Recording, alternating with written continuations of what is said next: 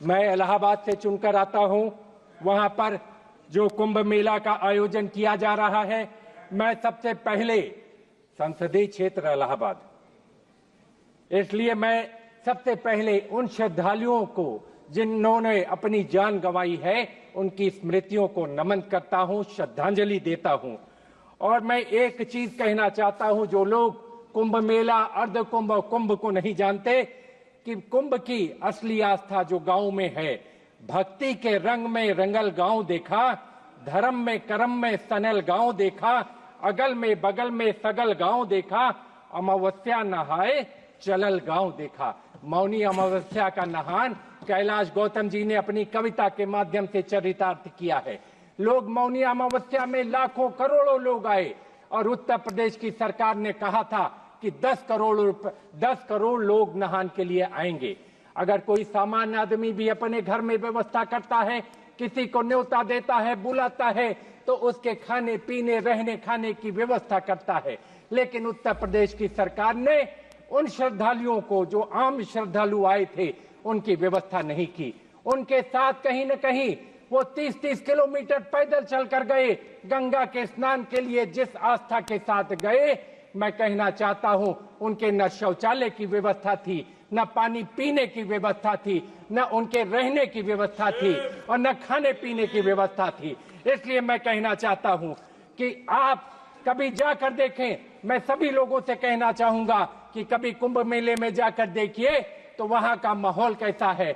उल्लास का, उमंग का माहौल था। जब 29 तारीख को लोग, 28 तारीख को लोग, 27 तारीख को लोग पैदल चलते हुए जा रहे थे, उल्लास उमंग का माहौल था।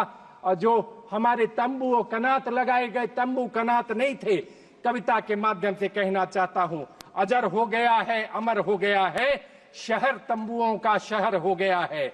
महाकुंभ की आस्थाओं में डूबा ये लाखों करोड़ों का घर हो गया है। इस तरीके हमारा महाकुंभ का नगर बसा। उस नगर में सरकार ने जिस तरीके की व्यवस्था की, उसमें कहीं क्राउड मैनेजमेंट नहीं था।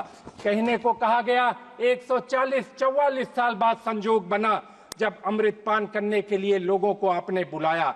आज तक बुलाया नहीं जाता था, पहली बार उत्तर प्रदेश की सरकार ने बुलाया, और बुलाने के बाद व्यवस्था राम भरोसे छोड़ दी और 3 जगह भगदड़ हुई। मैं कहना चाहता हूं, आज तक उत्तर प्रदेश की सरकार ये बतलाने को तैयार नहीं कितनी भगदड़ कितनी जगह पर हुई, कितने लोग मारे गए।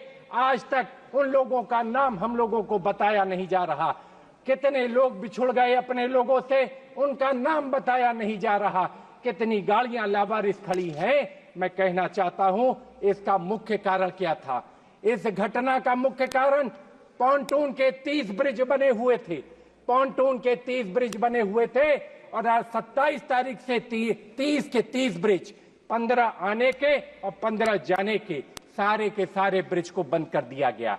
एक ही मार्ग से आना था, एक ही मार्ग से जाना था। इस कारण ये व्यवस्था खराब हुई। मैं कहना चाहता हूं, जब आदमी इतनी दूर से चलकर आएगा 20-20, 30-30 किलोमीटर, तो वो उसी रेती में जाकर सो गया। एक तरफ सोते हुए लोग और एक तरफ चलता हुआ जनसैलाब। कहीं न कहीं जिला प्रशासन, कहीं न कहीं मेला प्रशासन, कहीं न कहीं पुलिस प्रशासन फेल हो गया। उत्तर प्रदेश की सरकार के दावे खोखले साबित हुए और आदमी इतनी बड़ी दुर्घटना घटित हो गई। मैं कहना चाहता हूं, ये वीआईपी मेला नहीं था, ये आम श्रद्धालुओं का मेला है, ये आम श्रद्धालुओं का महाकुंभ है। लेकिन जिस तरह वीआईपी गाड़ियों की हूटन लगी गाड़ियां, सायरन बजाती हुई गाड़ियां, संतों की वाणी उसमें खो गई। कहीं न कहीं संतों की आवाज को दब गई और हूटर और सायरन में लोग दौड़ते चले गए। इस दुर्घटना का अगर प्रमुख कारणों की जांच होगी तो एक बहुत बड़ा कारण है जिस तरीके से वीआईपी लोगों की दौड़ लगी थी। वीआईपी लोगों को चिंता थी अपनी फोटो खिंचवाने की, फोटो अपॉर्चुनिटी लेने की। सरकार को चिंता थी इवेंट मैनेजमेंट कराने की, अपनी ब्रांडिंग करने की, लेकिन ये वो जगह नहीं थी। माननीय अधिष्ठाता महोदया, मैं कहना चाहता हूं, ये वो जगह नहीं थी। यहाँ आस्था का समुद्र था। लोग उस आस्था और विश्वास के साथ कि अब अमृत वर्षा होगी, उस अमृत का पान करेंगे, लेकिन लाखों लोग, हजारों लोग मर गए। आपने देखा होगा, वो दृश्य देखे होंगे कि किस तरीके से जेसीबी लगाकर लोगों का सामान उठवा कर फेंकवाया गया, किस तरह फेंकवाया गया। लाशों, आज भी कूड़े के ढेर में लाशें मिल रही हैं, लोग उठाने को तैयार नहीं है, लेकिन जबरदस्ती पुलिस वाले मार मार कर जो है लाशें उठवा रहे हैं। मैं कहना चाहता हूं, इसकी गहनता से जांच हो, इसकी गहराइयों से जांच हो, और दूध का दूध पानी का पानी हो, और जो लोग जिम्मेदार हैं उनके खिलाफ कठोर से कठोर कार्रवाई हो। मैं आपसे कहना चाहता हूं, मैंने प्रेस और टेलीफोन के माध्यम से इसको पहले सचेत किया था कि मकर संक्रांति के बाद मौनी अमावस्या 4 गुना ज्यादा लोग आएंगे, 4 गुना ज्यादा लोग आए, लेकिन सरकार ने मेरी बात को अनदेखा कर दिया, हमारी बात को अनसुना कर दिया, और कहीं न कहीं वीआईपी के पीछे मेला प्रशासन, जिला प्रशासन, पुलिस प्रशासन भागता गया। वीआईपी लोगों ने उनको काम नहीं करने दिया, रोज के रोज फोटो खिंचवाने की होड़ लगी रही। मैं कहना चाहता हूं, इस मेले में भ्रष्टाचार भी हुआ, साल की लकड़ी का 300 करोड़ का घोटाला हुआ।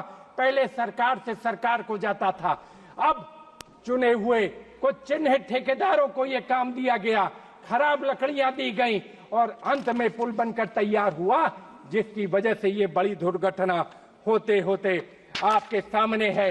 आज भी आंकड़े छुपाए जा रहे हैं, जो लोग मरे हैं उनके नाम नहीं बताए जा रहे हैं। इसलिए मैं आप लोगों से कहना चाहता हूं, इसलिए मैं आपसे कहना चाहता हूं, जेपीसी की मांग करता हूं कि संसदीय समिति के सभी सांसद जाएं और जाकर देखें कि ये दुर्व्यवस्था क्या है, अव्यवस्था क्या है।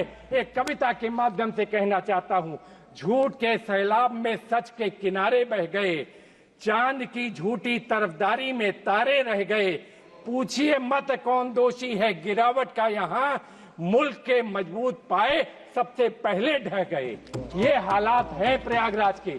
आज प्रयागराज के लोग पीड़ा में हैं, आंसुओं से रो रहे हैं। जो मायूसी छाई हुई है, इसका जवाबदार और गुनाहगार कौन है, हम जानना चाहते हैं उत्तर प्रदेश की सरकार और केंद्र की सरकार से। इन सरकारों ने इतने पहले आयोजन की व्यवस्था की, कहा मेट्रो बनेगा, कहा गंगा एक्सप्रेस वे बनेगा, कहा 6 लेन ब्रिज बनेगा, लेकिन आज भी एक भी चीज बनकर तैयार नहीं है। ये है केंद्र सरकार की, उत्तर प्रदेश सरकार की विफलता। एक भी मजबूत काम नहीं हो पाया, एक भी ढांचागत काम नहीं हो पाया जिससे क्राउड मैनेजमेंट की बेहतर व्यवस्था हो। अगर दुर्घटना हुई थी, उसके इवैक्यूएशन की, उसकी तैयारी कोई भी नहीं थी। जिस समय घटना हुई 1:30 बजे रात, उसके बाद दूसरी घटना झूसी में 5:30 बजे की है, लेकिन प्रदेश की सरकार उसको मानने को तैयार नहीं। मैं कहना चाहता हूं, इसकी जांच जेपीसी के द्वारा नहीं होगी तो कहीं न कहीं दूध का दूध पानी का पानी नहीं होगा। और लोग कहते हैं कि जो लोग मरे उनको मोक्ष प्राप्त हो गया। इससे बड़ा हास्यास्पद बात क्या हो सकती है। गरीब की मौत का मजाक अगर उड़ाया जा रहा है तो इस सरकार के द्वारा उड़ाया जा रहा है।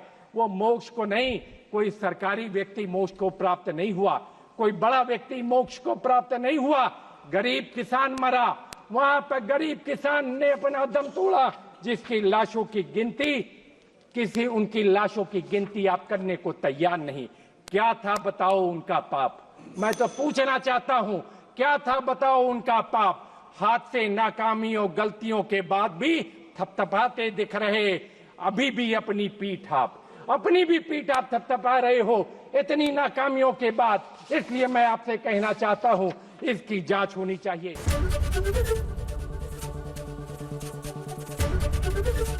एबीपी गंगा, खबर आपकी, जुबान आपकी।